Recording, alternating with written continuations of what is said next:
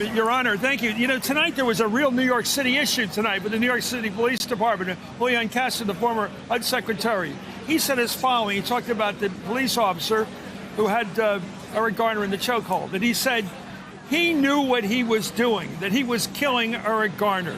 What do you make of that? That was a statement about a criminal charge. Yeah, look. Should he have should he have gotten involved in making an accusation of murder?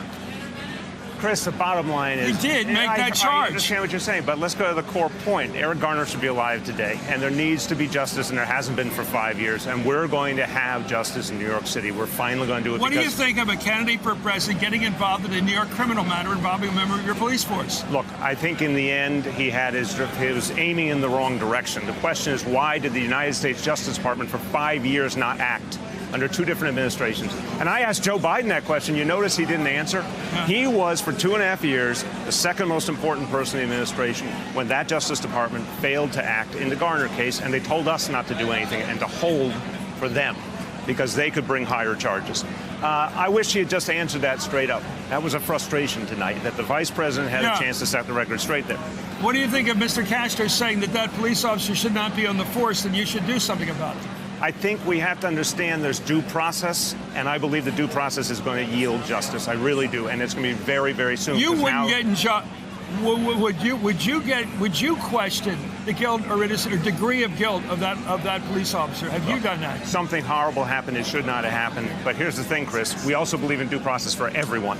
And it's concluding right now, and there's going to be an answer once and for all, and I believe it's going to be a fair and just answer. Do you believe that the Obama administration was a fair and just administration for the federal government? Yeah, and I don't buy this analysis already tonight that somehow people were attacking the Obama administration. We were asking the vice president about his role on certain You were policies. asking about deportations. Isn't and whether it was a good idea. a normal process of ICE? Don't they normally perform that role? I'm just asking. Sure, no, absolutely. But the question was, did they do too many in the wrong way? And it was a very valid issue, and I think it would have been better if the vice president just answered the issue. Did he? I don't feel he did. And look, why do we have primaries? You know this so well.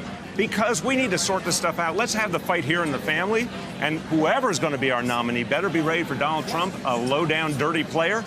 I think you got to know how to answer a question like that. I didn't really feel the vice president on several matters actually was forthcoming. Do you think tonight was clear in deciding whether the Democratic Party should go further progressive, more left, if you will, or more center-left? I thought it was a pretty good balance tonight.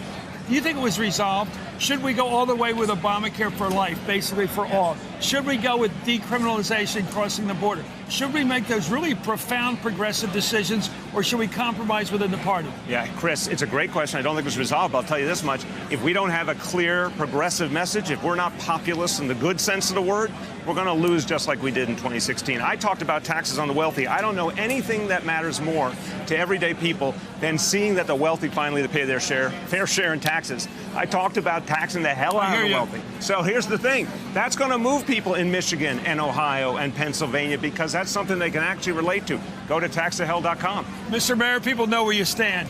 You got it. You got it, Chris. Thank you. Back to Brian. Hey there, I'm Chris Hayes from MSNBC. Thanks for watching MSNBC on YouTube. If you want to keep up to date with the videos we're putting out, you can click subscribe just below me or click over on this list to see lots of other great videos.